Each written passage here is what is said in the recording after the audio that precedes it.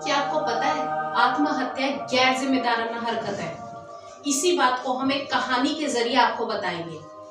एक समय की बात है जब एक व्यक्ति अपनी शादी के बाद जब उसके ऊपर जिम्मेदारी पड़ी तो वह बहुत तंग आ चुका था।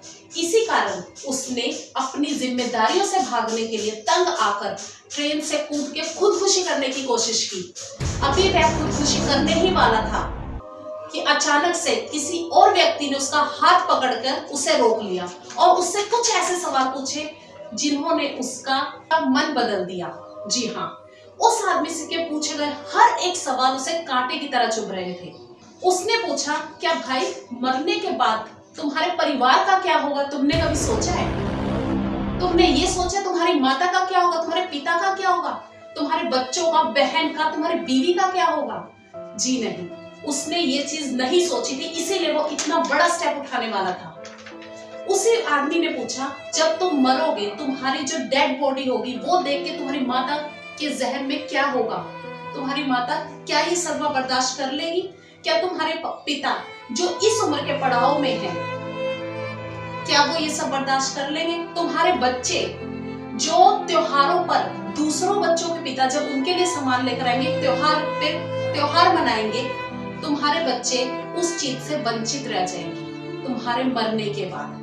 तुम्हारी बहन जो कहीं ना कहीं तुम्हें अपनी शक्ति समझती है, बचपन से अब तक तुम्हारी बहन ने तुमसे कितने लड़ाई झगड़े किए, कितना खेली, पर फिर भी तुम्हें अपनी शक्ति समझती है, अपने आप को कमजोर महसूस करेगी। तुम्हारी बीवी जो शायद तुमसे लड़ती हो, झगड़ती हो, रोक टोक करती हो, तुम्हारी बात भी ना मानती हो, पर एक वही है जो विधवा होगी।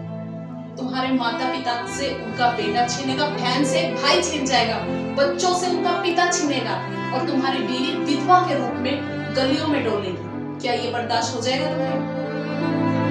तुम्हारा एक गलत फैसला तुम्हारे परिवार को लाचार बना देगा, तुम्हारे बूढ़े पिता को दोबारा से फिर मजदूरी करने पर मजबूर कर देगा। आज जो माता पिता, बहन, बच्चे, बीवी सर उठाकर चलते हैं, कहीं ना कहीं लाचारी महसूस करेंगे। तुम्हारी सिर्फ जान जाएगी पर तुम्हारे परिवार की तो पूरी दुनिया ही उजड़ जाएगी। तुम तो एक बार मर के मुक्त हो जाओगे, पर वो रोज मरेंगे, पल पल मरेंगे। उस व्यक्ति ने इतना सब कहने के बाद कहा कि भाई ये मेरा खुद का अनुभव। और जैसे ही ट्रेन रुकी, वह स्टेशन पे पहुंचा, भीड़ को चीरते हुए देखा तो वो यह वही लाश थी जो व्यक्ति उसे ट्रेन पे अपने जीवन का अनुभव बता रहा था। तभी उस व्यक्ति के जहन में यही चला कि ये व्यक्ति मरने के बाद भी मुझे एक ऐसा अनुभव दे गया जो मैं जीते जी कभी नहीं समझ पा रहा था। अपने परिवार से दूर